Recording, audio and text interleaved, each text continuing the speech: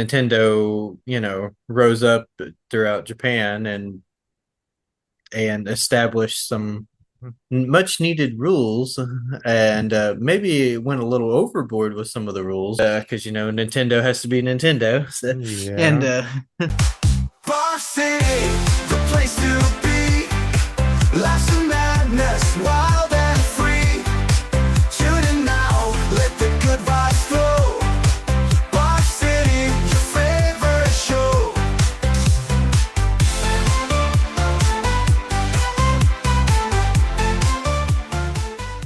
Welcome back to Barf City, episode 93. I'm Eric.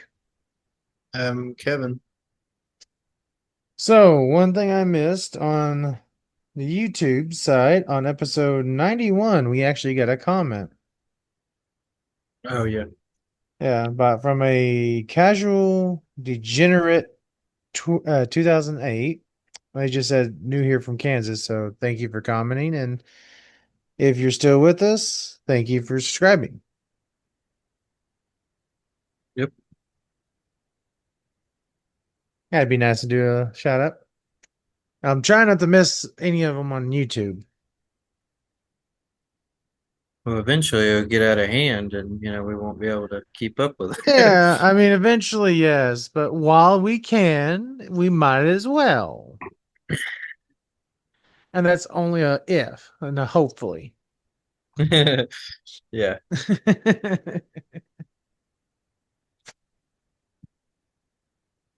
So, how was your weekday So, weekend? okay, it was interesting. Mm. I think it was, what day was that? I think it was Wednesday. I think it was Wednesday, yeah.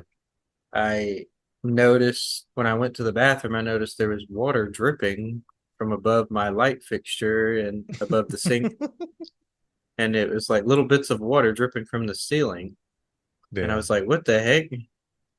And so I called my, apartment manager for a maintenance order, and they said they come look at it, and they got confused and they thought I was talking about my air conditioner. So they sent somebody to come look at my air conditioner.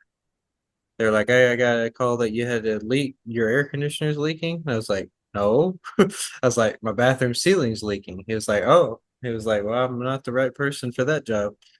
And so uh, I think it was the next day they sent out the right person, and then they came and looked at it, and they found out I not only had two leaks in my ceiling coming from two pipes that had busted open, but or one leak, I actually had two leaks. So one of them was above the toilet. And so they cut two big holes in my roof or in my ceiling and patched up the pipes. And now the pipes are fixed, but I got two big holes in my ceiling. I think they're supposed to be coming tomorrow to get those patched up. And Damn. so so it's weird. Every time I go to the bathroom, it's like I feel like somebody's staring at me. Like there's just somebody like looking right down at me, like while I'm trying to go to the bathroom. So, You got a creature in your walls that yeah, I has know, access right? to peep on you. Yeah. So that was my interesting week. How was your weekend? Or so far, how's your Uh, weekend? I mean, it's been good, I guess. I haven't done much. I played roadside research this morning with my wife. It's a pretty fucking hilarious game. Oh yeah. You create an alien. You can be male or female of this alien species. You can have one toe, which is your whole foot, which is a big ass fucking toenail, and What? two Okay. toes, three toes, or four toes as this alien species. You can even make your head bigger or smaller. And the whole point of it is you're an alien that opens up a gas station to research humans.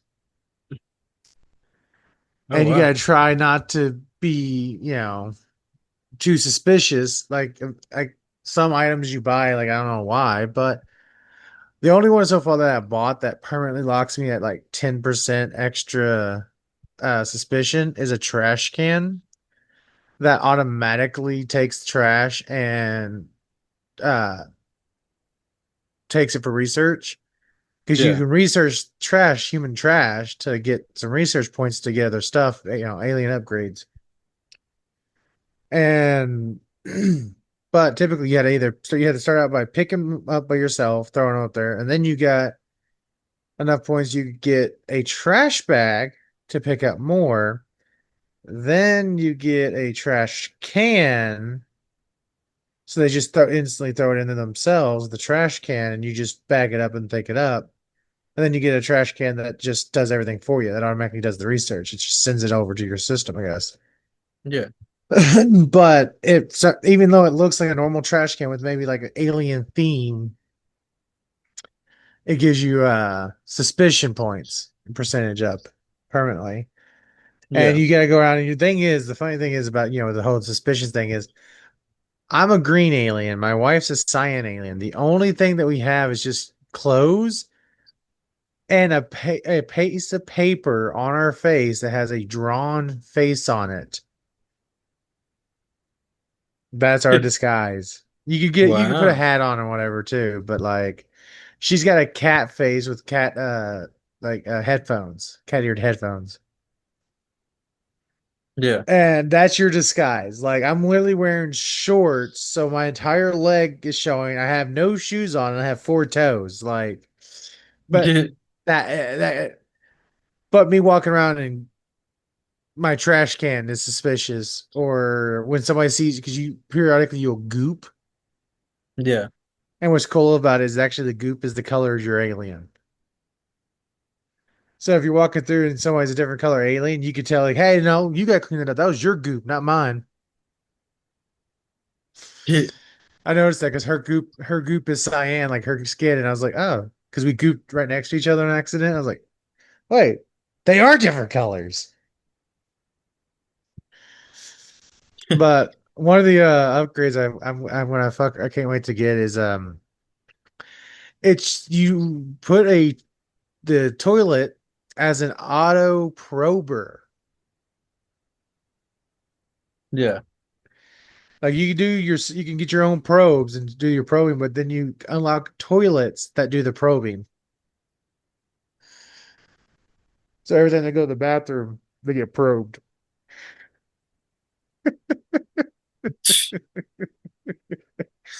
And I'm not even kidding, dog. That's the thing in this. It's fun playing stupid little games. But speaking of games, this episode, the main part of this episode, we're going over Generation 3 of gaming. Last Yep. episode we did 1 and 2. Yeah, this one will stick to just one generation because now we actually have more to talk about with this generation, unlike with Gen 1, where there wasn't really too much to say. So we Mhm. had to kind of mash the two together. But yeah, Gen 3 really got its start. It had an interesting start. Mhm. Of course, in Japan, things went much smoother for the Smoother. most part.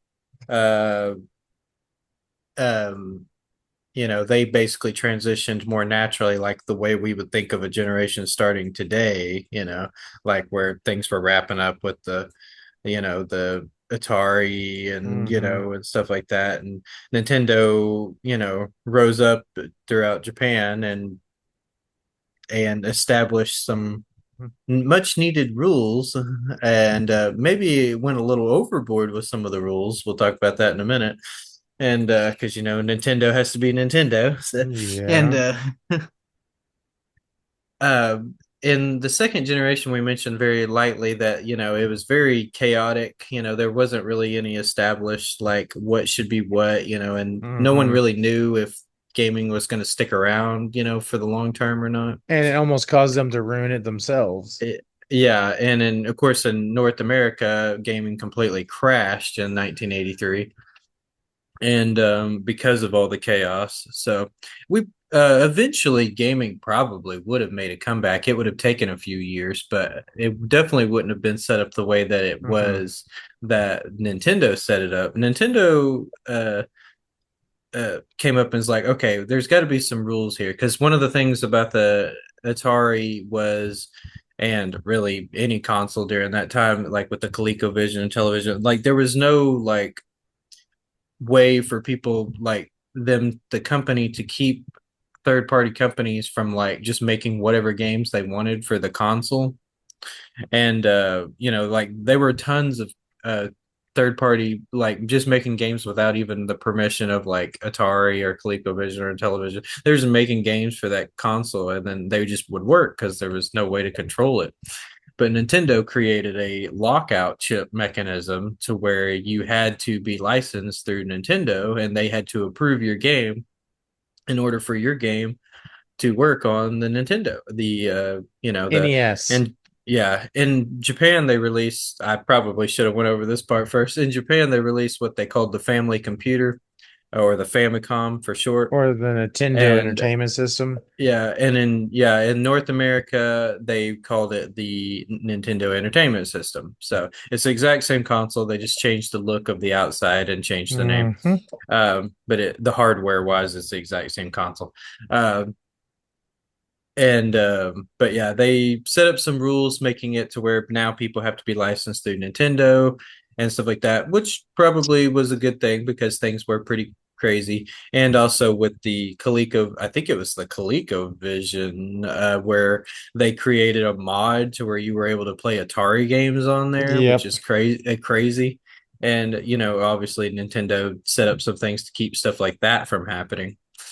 And then One of the Nintendo things, did. yeah. Sorry, go And ahead. as another thing that helped Nintendo out is in this situation is they were smart and they decided to market the console as a toy instead of an actual because Yeah, they with the released an NES, extra. yeah, they did a soft release in New York and instead of all of America to Mhm. see how people would respond. And yes, they definitely advertised it as a toy. Because it came And out, they packaged it yeah, with the robotic operating buddies. yeah, and it went over very well too. So it was received very well. So that's when they decided to do a full release in North America. So. And of course, at that point, they didn't really care about the whole toy mechanism because their advertising was kind of complete at that point. Hmm. But yeah, it was one of the rules where maybe they went a bit too far. Actually, probably did go too far. Was they were trying to tell third party companies that without even them signing a contract or in any way or anything, they were telling them basically just saying, "Oh, if you make a game for Nintendo, then you're not allowed to make games for any other console. And if you do, we're going to sue you." And they kept trying to sue companies. And finally, in court, they said, like, look, if they didn't sign any contract with you, there's nothing you can do about it. They're allowed to make, games for whoever they want. So, but Nintendo, was very frustrated by this situation. They Now, wanted to have full control over the whole thing. for some, little bits here, Yeah, if anybody in America is listening, Japan had a lot of different rules, especially back then. yeah, And the problem that Japan had with Nintendo's having is they were trying to push a lot of those ways they work business there in other countries, and it didn't go over so well. yeah. Yeah, most of the stuff was going pretty smooth in Japan, but yeah, every time they tried to implement that stuff in other places, yeah, it didn't work as well for them. So, and so some of it was because of competition. Sega, they had made a little mini console called the Sega Mark One, or you could call it the Sega SG 1000, I think was the Yeah, original name. And they, this or the did it. Sega Master System. Yeah, this is the build up to the Sega Master System. And they had no idea that Nintendo was even working on a console. They didn't even know when they first started making theirs.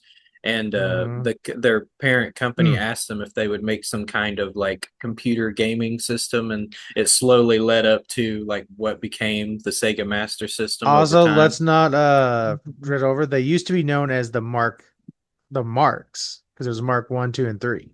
Yeah, the Mark III basically got renamed to the Master System. Yeah, which is so it's the exact same console. Hmm. And yeah, they were working on theirs, and it wasn't until later was when they realized that Nintendo, had released their their console, and so they basically, by the time they was working on the Mark III, they decided to be their competitor and do essentially the same thing that they were doing, where they also did a soft release in New York Mhm. City, and it went over pretty well, and they released it, but The sales weren't f- quite as good yeah, after the that. funny thing for Once they, them is they were superior in every way in the hardware department, yeah, but it pretty didn't work out in much, North yeah, America. But it's yeah, real where it really blew Nintendo out of the water was South America and Europe.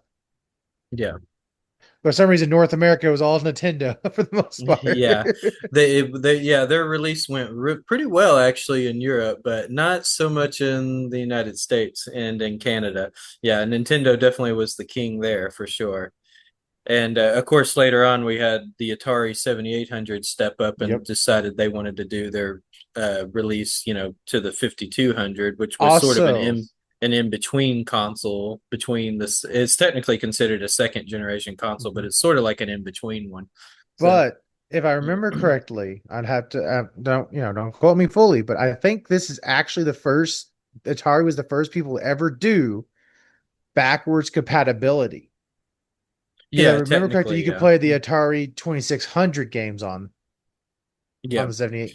Yeah, you could play 2600 games. And the cool thing about the 7800, from my understanding, you can actually, if you own one, you can nowadays you can actually mod it and make your Mm-hmm. 7800s like look really good. So if you have some modding skills, that's actually the superior way to play your Yeah. 2600 games on Because there. I mean, it was Mhm. hampered by a weak, but it didn't have a good marketing and it was a slow rollout. That was another Yeah, problem with it. it did not market well. They released the 7800, and of course they couldn't. They had problems competing with Nintendo. It already felt outdated as soon Mm-hmm. as they released it compared to Nintendo and Sega and stuff like that. And yeah, they released the 78, which is a god awful name, by the way. 78. Mm-hmm. Just saying, wanted to throw that out there. And Also, but Gen yeah, 3 is also our introduction to the Super Mario Bros., yeah, Legend of Zelda, yep, Metroid, oh Final yeah, Fantasy, Mega Man, Dragon Quest, and Sega's Sonic the Hedgehog yep. predecessor, Alex Kid, and then later Yeah, was Fantasy Star. Kid Alex was like their first Sega's first little mascot, and of course later on, Sonic came along and stole that completely away. And yeah, but yeah, definitely a lot of iconic series all started right here in the third generation, and iconic individual games too. People to this day still play like Super Mario Bros. And the original Zelda. So I mean, hell, and Nintendo is smart with the Switches. They have a Metroid, yeah. whole like you can pay their subscription and get all these old NES and Sega games since they, control Sega. Yeah. Which that's in later gens when they I think they bought that out, right? Do trying to what was remember. it? They bought what Oh, now? I'm trying to remember which generation Nintendo fully wiped Sega off the map and took over. I would say that comes a little bit more later. So, Yeah. yeah, the competition with Sega and Nintendo definitely got started here in the third generation, but it gets Mm-hmm. more heated in the fourth generation. That's when things get really crazy between them Mm-hmm. two. And so- but yeah, and of course we'll talk more about that in the next episode. They're very head on competition with one another, so it's Yeah. very interesting. So. Because Sega didn't fuck around when it came to advertisement. We'll say that.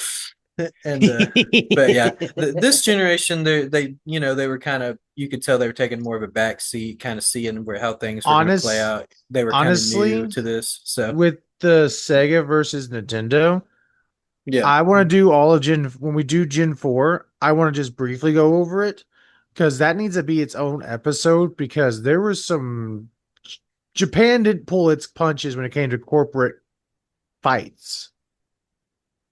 yeah, Like that whole fight between Nintendo and Sega, Like I remember kids in school fist fighting over which one was better. Yeah. I sort of missed out on that. I don't think I was quite super into video games quite enough yet when that was going on, really. Hmm. I was a little out of the loop, I think. So at that age, because I really didn't get introduced to games until I was a smidge older. I really didn't know anything about Yeah. video games until I was probably I like more like 8. So, I and by then that knew had already kind of came to an end. So, mhm. like I knew a lot about games because I had like again I had buddies and their parents all had games. Yeah, So I was more of watching it from outsider, like, okay, this is fun every once in a while when I go to my buddy's house, but what's the big deal? yeah, When you see, I mean, and this funny thing is we're, you're, late 80s and I'm early 90s, but these games, like, they were still going so hard at each other even after technically Nintendo won. yeah, And most of that was because the fan base was yeah. still trying to push for Sega to come back. Yeah. The debate between Sega versus Nintendo still goes on between adults today. They still Yeah. argue over like which one is their favorite or which one do they like better and which That's one why I has the better said games. Yeah. So that's why I said because of course the it's gonna have to games be is its where own. yeah. The games is of course always the big debate, you know. It's Mhm. like which one has the better games. You can debate hardware all day long because you know sometimes a console can be superior hardware wise, but does that Mhm. necessarily make them the more successful or better console to play on? Not always. So Now, and sometimes the other console just may have straight up better mhm. games. So now and in Gen 3, what also helped Nintendo out is they also introduced not just one thing in Gen 3, but in the later section of Gen 3, they introduced the Game Boy. yep, that they did. And that's actually where my introduction of video games come in. The very first video game I ever played in my life was actually on the Game Boy. As far as if my memory serves me correctly, anyway, was actually on the Game Boy. My older sister, she got a Game Boy for Christmas, and she had a game on there called Super Mario Land, and that was the very first video game I ever played. So, and I was like immediately hooked as soon as I started playing it. I was like, oh my God, I love this so much, you know. Yeah, we also got started getting the pseudo 3D effects. Yeah. I think it was the Master System that incorporated the hardware scrolling alongside an increased color palette, greater memory, pseudo 3D effects, and stereoscopic 3D, gaining a clear hardware advantage over the NES. Yeah. Yeah, I actually made notes this time, people. I wasn't blindsided. Yeah. I'm still all over the place with my notes, but I You got weren't notes. blindsided. Don't be dramatic now. Yeah. Yeah, it's just the beginning of the RPGs heavily. You got the editing and censorship of video games. It was often used in localizing Japan's games to North America because they had to censor a lot of stuff.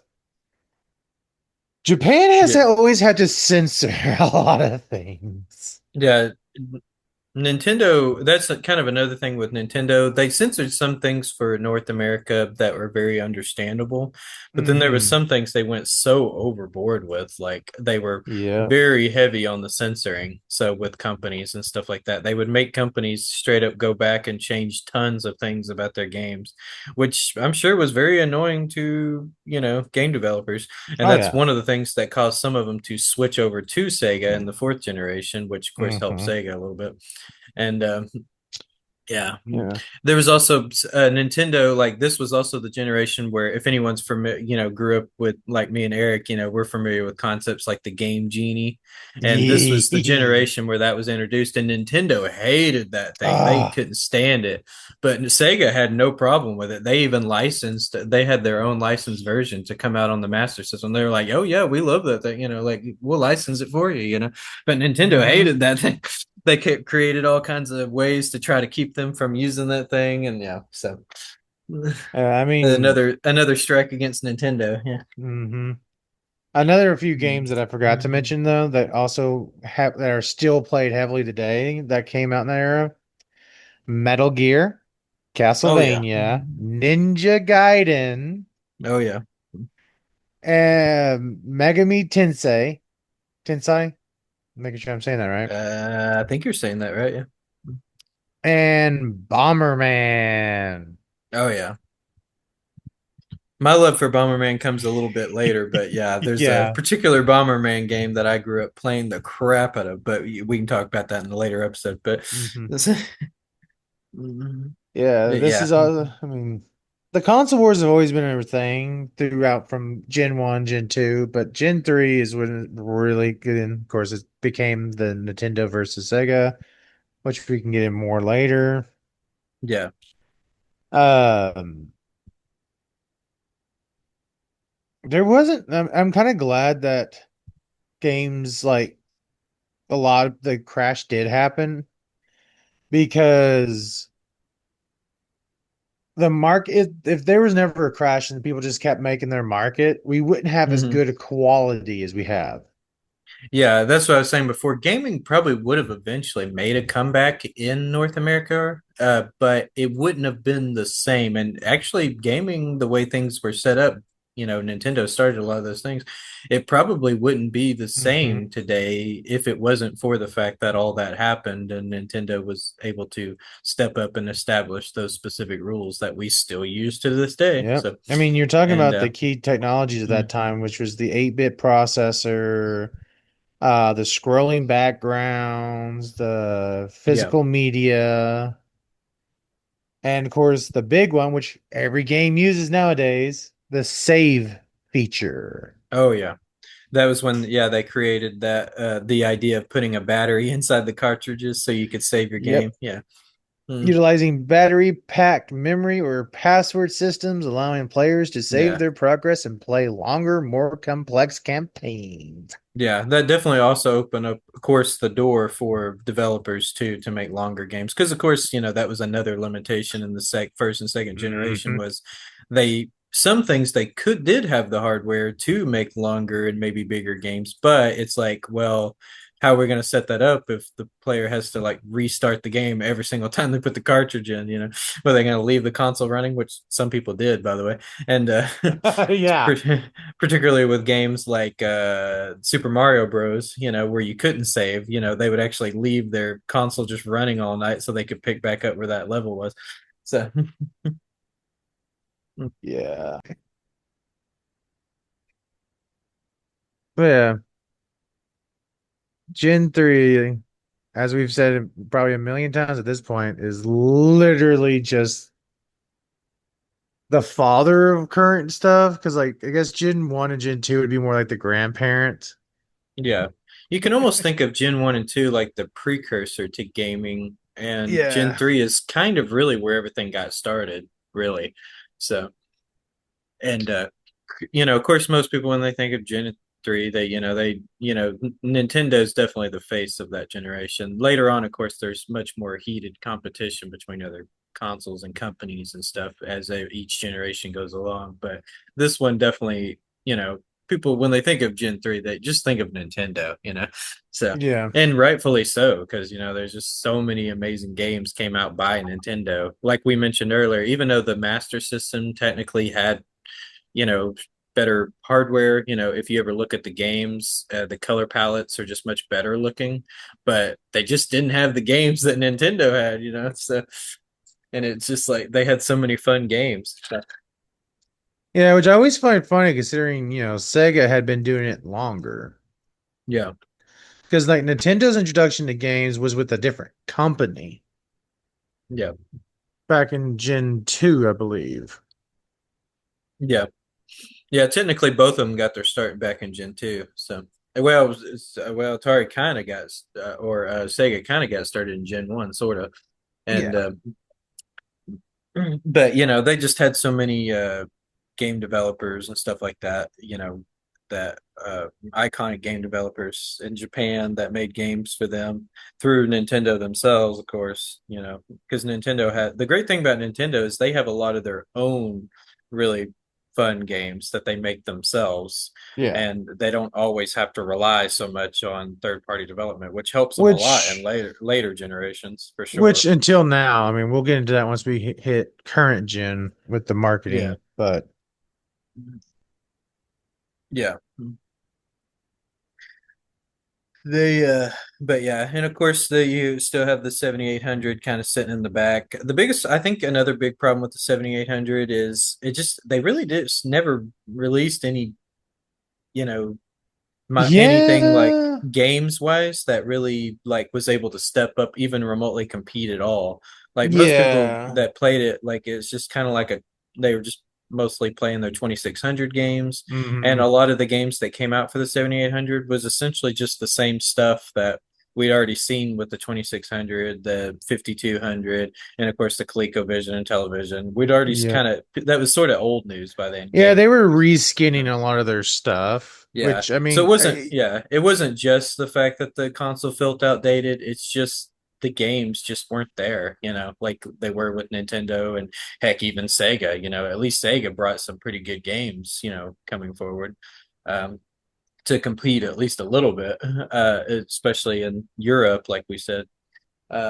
But just 7800, yeah, they just didn't have it. So, but yeah, uh, we mentioned.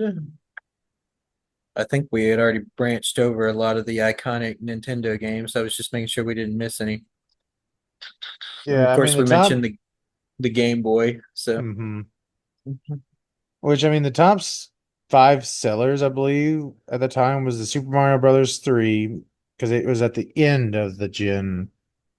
Legend of Zelda, Mega Man 2, Tetris, of course, Tetris, yeah, and Castlevania. Those were the top games of that generation of gaming. yeah, And Tetris,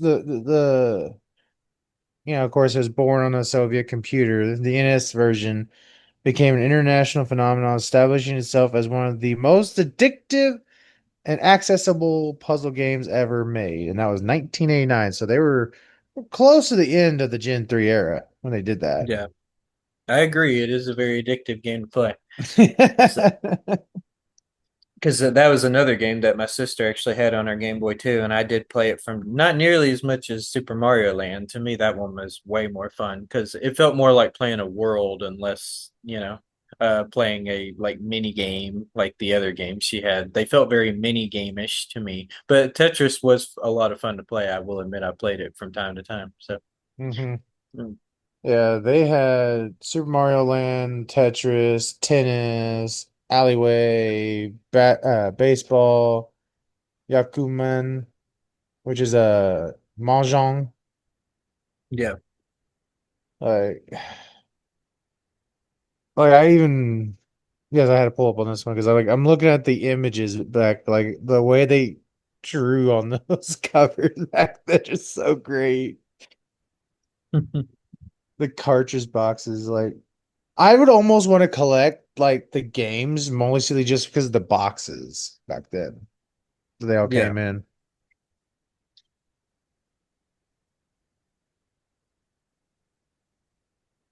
Yeah, Yeah. one interesting we mentioned in Nintendo the another thing about the Game Boy. One interesting thing about the Game Boy is it was actually so popular that it carried over like multiple generations. It's just one of those examples. And there are examples where stuff like that happens in the later generations too. But definitely with the Game Boy, it was still selling in certain countries all the way into the early 2000s, Hmm. and they finally discontinued it, because it finally stopped selling so well, and it was just a really popular console. People just, um, yeah, so just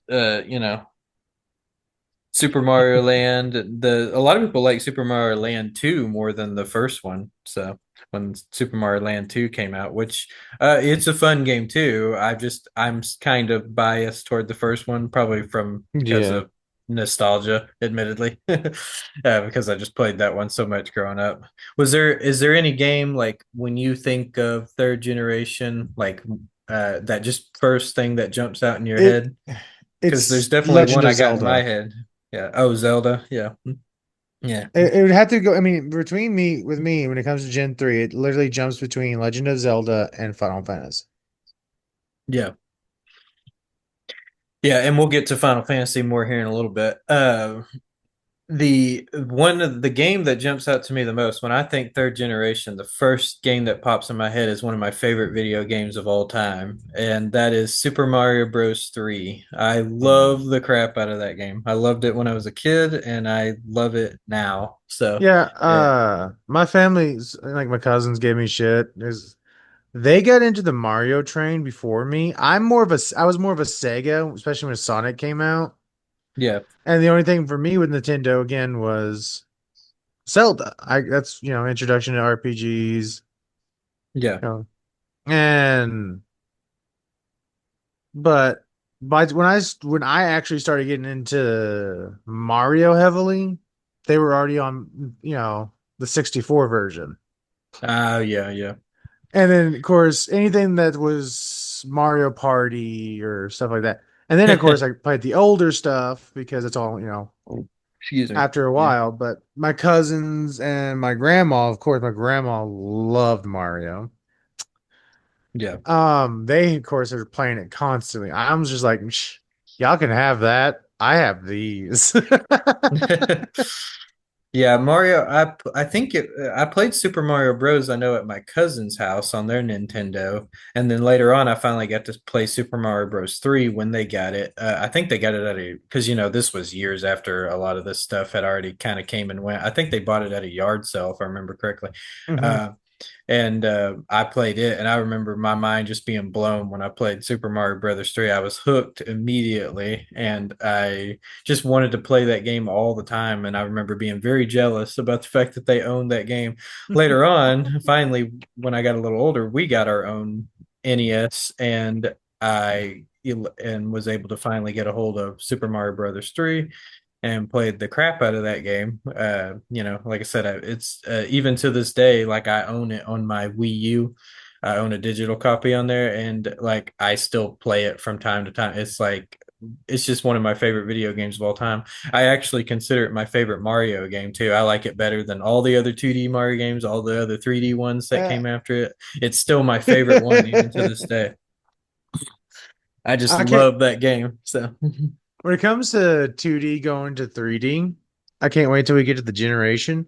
And I know a lot of people never played it, and that's when they made Pac-Man 3D. oh God, yeah. I can't wait till we get some of these gens with they were when they started the era of taking 2D to 3D. Yeah, it gets interesting for sure. So, obviously, like we talked about in the last episode, with our show, we always talk about RPGs. We're obsessed with RPGs, Yep. and I mean, so considering my obvious, first game is an RPG, so yeah. Oh, really? Yeah. Legend of Zelda. Oh, are you one of those people that consider Zelda to be an RPG? I mean, it Final Fantasy and Zelda are some of the beginnings of the RPGs. Oh, okay. I think I fall in the other category. I don't consider Zelda to be an RPG personally. Why is But that? anyway, we won't get into Okay. that. But anyway, and now I lost my train of thought. Oh yeah. RPGs. So obviously RPGs continue to evolve naturally in the third generation. They took on a slightly different form though. This is of course when the Hmm. introduction of JRPGs. Um Hmm. uh the Over at Enix, they took a lot of I mentioned in the last episode talking about the introduction of like Ultima and wizardry and things like that.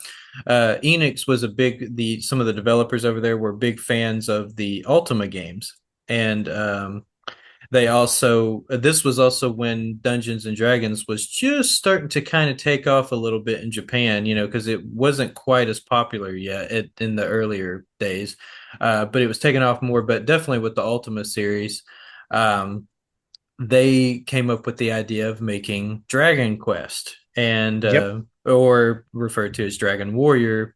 For some reason, they always want to rename games, Artwork Nintendo. done by the Yeah. late great Akira Toriyama, the creator Oh and yeah. the father of Dragon Ball, oh, I'm trying to remember the other one's name. He created so much good stuff. Rest in peace, Yeah, Toriyama. anyone that ever looks at the cover art of Dragon Quest, yeah, you immediately recognize the anime Oh, style. So, and but yeah, they made Dragon Quest, and it was a huge inspiration, of course, for another game studio called Square. Of course, this is back when Square and Enix were two different mm-hmm. companies, Yep. and there was a particular developer that really loved games like uh, tabletop games like Dungeons and Dragons and others. And they loved RPGs in North America and stuff like that with Ultima, and of course he took inspiration from Dragon Quest as well. And but the studio did not want to make an RPG like he did. And this there's a common misconception with Square, though. They think that there's so much information being spread around that the company was doing bad, like financially, and so they decided to make this epic RPG, which is not true. The company was actually doing very well financially. Their games were selling really well. They mostly made sports games Yep. and action games and stuff like that. But there was one it's one of those stories where there was somebody in the studio that wanted to do something different and the studio just wouldn't go for it. Finally, he started working on a project on his own, an RPG project on his own that he wanted to call Fighting Fantasy. And but then later on they found out that that name was already taken, so they just changed it to Final Fantasy. Mm-hmm. And um he started, and finally it caught enough attention where the studio agreed that they would let some of the employees work with them to help speed the process along a little bit, and it snowballed from there eventually to where when they finally released the game they realized the big potential with it, and so then suddenly the studio shifted a lot more attention when they were working on Final Fantasy 2, but uh to that series, especially when the sales started getting really good. And but yeah, that's basically how Dragon Quest and Final Fantasy came into be. They actually took inspiration from more like North American style RPGs, and the JRPG series and genre was born. So Yeah, I mean, very interesting. So I mean, it's a similar thing with Japan, and that's because they are technically culturally behind most other places, and a lot of that's, thanks to being nuked twice. yeah, Us in America, shut the fuck up. Um, but but thing is, what's cool about them being later, in my opinion, is they've seen what works already hmm and can enhance that. yeah, Them coming in later in the game like that, I mean, and it's a tried and true method for Japan in general. I mean, we just talked about Gen 3 with Nintendo being late to the game in a sense. Like they had their little helping hand in Gen 2, but they were working with a different company. They weren't yeah, doing it themselves at the time. And them coming in with Gen 3, seeing all the problems that are going on, and knew exactly what the fuck to do. yeah, We see this time and time again with them. I mean, Atari, this is why Atari fell. They were there from the ground up. They just couldn't keep going. Sega only, if Sega didn't go as toe to toe with Nintendo and focused on like up updating their company better, they probably would have survived. But it's their toe to toe with Nintendo that killed them, honestly. yeah, But I digress on that. It's just they got lucky in a sense. It sucks that they're on the wrong side of history in some things. But when it comes to gaming and media, they had in music for sure, they have been on the right side. Yeah. Yeah. Definitely a interesting. It's interesting the elements that when JRPGs were introduced, they took inspiration from this is where inspiration from other games really get interesting to me because it's different perspectives, I guess, on people and what they consider like what makes a game fun for them or what Mm-hmm. is the identity of that game. Because they took certain aspects of like the Ultima series and stuff like that, where and ran with it with Dragon Quest. That was Richard Garriott, like the developer of the Ultima series, never really intended it, if that makes sense. Like I don't think he would have looked at some of those elements as the same identity of like an RPG like they did. Mm-hmm. But to them, when they played the game, that was what made the game fun for them. So they took those ideas and fleshed them out more, which is what kind of gave the identity to a JRPG. Yeah. And of course, that kind of stuff still goes on today, of course, Also, but it it's helps interesting. that Mhm. the internet was becoming a thing. Yeah. Forums were there. People were talking about, you scoured back then and find the niche forums. You could literally find, oh, this is what they were talking about that they didn't like about this game, but they liked Yeah. this stuff in this entire forum. Yeah. And a lot of things have come out of random forum encounters. I mean, one of the greatest horror movies of all time only came about because two uh directors guys that want to be directors met up on a horror forum. But Yeah. uh, where was this going with it? I lost my train of thought. But they basically we handed the RPG genre to Japan on a silver platter, basically. Yeah.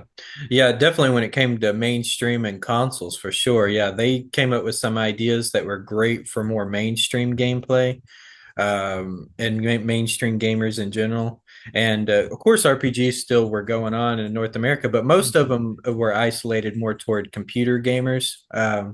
And they definitely was not targeting the mainstream audience for sure, like Mhm. like Japan was with JRPGs. So they definitely Yeah. took that concept, perfected it for mainstream gamers, and ran with it. Because some of the ideas introduced with like Dragon Quest and Final Fantasy were like absolutely fantastic, especially for the day. And I With mean the battle mode and all that stuff. So yeah, and also I mean you gotta also think, because we handed them this, platter and they made the JRPGs, they're yeah, killer, they're fucking phenomenal games. I mean, even today, I'm looking on my Xbox. I can go back and there's the OG Final Fantasies on an Xbox Series X to buy. yeah, And so they're so timeless. They get so right. Even again with the first one being limited on the crew and kind of one dude saying, "You know what? I'm fucking doing it anyways." yeah, Like it's still so popular to the point that I mean, it's what brought anime to North America. It opened up so many doors just because we were like, you know what? Here in America, yeah, RPGs are cool, but they're either on tabletops or PC. And here's Japan, like, yeah, that door's open. Why don't we just walk through that? yep, So if you're into anime, into a lot of Japanese culture, you can thank JRPGs yep, for you being yeah. allowed to be introduced to it. That's for sure. And it all stems here in Gen 3. Gen 3 is the opening to so much in culture history. And not just Yeah, from gaming to it's crazy, dog. And that's why we said it's a whole episode in itself. Because if you really want to discuss Gen 3, you got to discuss they did all this in the 8-bit era. They did the saves, everything we use today, like, again, saves. But then you have to talk about they brought anime, they brought a new music culture, they brought a new culture of foods, even, because people once, and I love it. It's once they got a taste of, oh, this is what Japan's like in the gaming community, but what are they like in everything else? I'm curious now. Yeah. So Gen 3 when Nintendo and Sega, hats off to them. We'll always love them for that, even with the current situation with Nintendo. Yeah. But yeah, I get a little emotional talking about Gen 3. Okay. So just like at last episode, I asked you, I'll ask you again in this episode. Out of the three consoles that we talked about, the Atari 7800, the Nintendo Entertainment System, you could throw the Famicom name in there as well, Yeah. and the Sega Master System. System, geez Louise.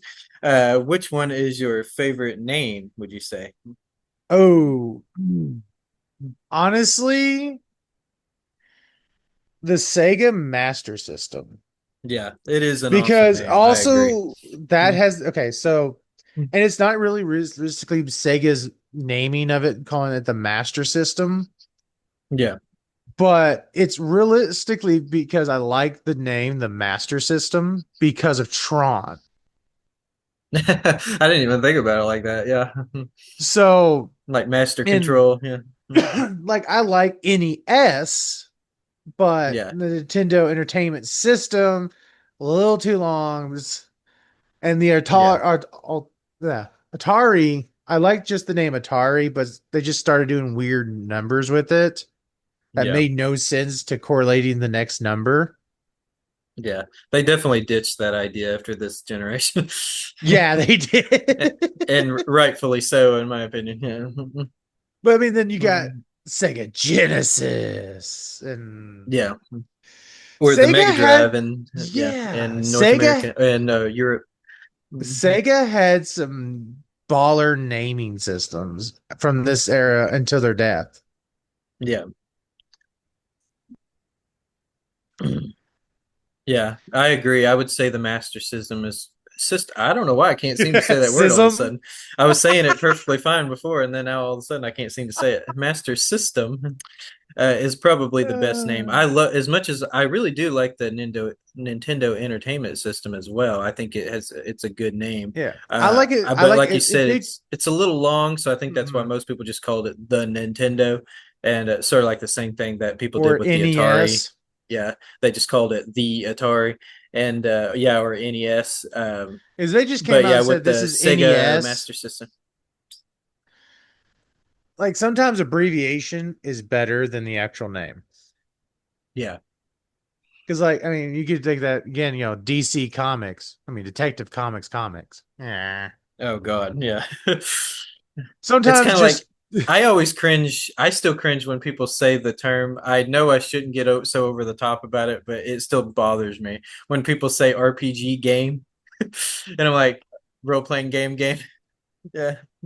yeah. Oh, dude, I find it funny that people, even though how popular they are, I have to Yeah. explain what I mean when I say a tabletop RPG. Oh really? Yeah. Yeah, they're like, because me and my buddy are building that company. Like, oh, what kind of tabletops you doing? Like, how you doing your Yeah. tabletop? Like, no, not tabletops. Like, an actual like D&D. Yeah. They think I'm meaning like countertops and shit, Yeah. or tabletoppers. I don't They know. thought you were making a tabletop. Yeah. Yeah. Ugh. That's the problem with So some abbreviations and people not knowing some stuff. So one more question I'll ask you. Hmm. This with the last generation, I didn't bother bringing it up because I felt like, there wasn't really a good answer. Uh, but in this generation is when consoles, in my opinion, start looking a little better. Their outside look, the way their shape is and everything. Ooh.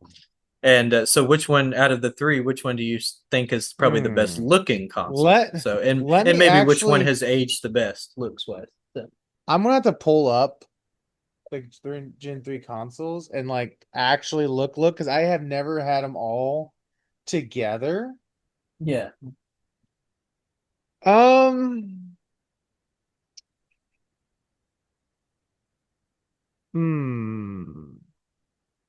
course, we all know what the NES looks like. It looks like a VCR. I think they did that on purpose. So, Well, if you really look at the Nintendo, the NES, it's literally looks like a lot of games now, consoles nowadays. yeah. Oh, Sega had two different ones, and I don't know, like the white Sega, the computer video game console versus their black one. The black one looks cooler. It looks like a giant cassette tape Yeah, player. it does. And then you got the NES that looks like a giant VCR. And you Yeah. got the oh, which one? Which is this one? Let me zoom in. Come on, phone. Oh, is that family computer? Oh, the Famicom? Yeah. Yeah. That one Yeah, actually that's looks cool. oh, you prefer the Japanese version look, huh? So, Yeah. that's interesting. Yeah. I mean, but because like out of all of them, it looks the most like retro, Yeah. and sometimes you can't beat a good retro look. Yeah. Also, the controllers being attached to the side of the console when you like stick it on there to store it. Oh yeah, that is a cool concept. Hmm. Hmm. So even though they're not the best of the gaming in Gen 3, I have to give them the looks because it's not just a box or a cassette shape. Like Yeah. it's got nice curves and slits and Yeah. yeah, I'd have to give it to that. I have to give All it to right. them. So, yeah, I would say probably the North American version of the NES is probably my favorite. Could just be nostalgia, admittedly, but I don't know. There's just something about that shape and the way you load it into the side of the console and then push the thing down. I don't know, which actually Mhm. caused a lot of problems, by the way you push the thing Yep. because it pushes down on the needles and that's what caused it make it hard to read. But I still can't deny I love the concept of doing that though. So and I like the way it looks. So I just think it's a really cool looking console in my opinion. But admittedly it could be nostalgia. So but the Master System is a cool looking console too, I won't deny. So Yeah. and the Famicom version, the Japanese version of the Nintendo. So Hmm. but with that being said, we are just about out of time. All right, everyone. Comment down below. What's your favorite game of Gen 3? Which game system you preferred, and which one looks the prettiest in your opinion? So with that, comment, like, subscribe, and all that jazz, and we'll see you in the next one. Bye. Welcome to the city where chaos thrives. Kevin and Eric keep peeping alive. Random talks and stories collide. Bar City Anthem, let's take a ride. Bar City, the place to be. Laughs and madness, wild and free. Tune in now, let the good vibes flow. Bar City, your favorite show. Guitars, drum, and synths ignite. Jokes and banter, morning or night. From the weird to the totally bizarre. Bar City legend, shining like a star. Bar City, the place to be. Laughs and madness, wild and free. Tune in now, let the good vibes flow.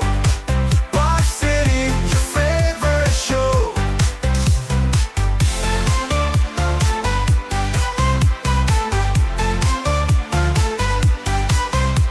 Guitars, drum, and synths ignite. Jokes and banter, morning or night. From the weird to the totally bizarre. Bar City, a legend, shining like a star. Bar City, the place to be. Laughs and madness, wild and free. Tune in now, let the good vibes flow. Bar City, your favorite show. Eric drops a pun, Kevin rolls his eyes. Stories take off, reaching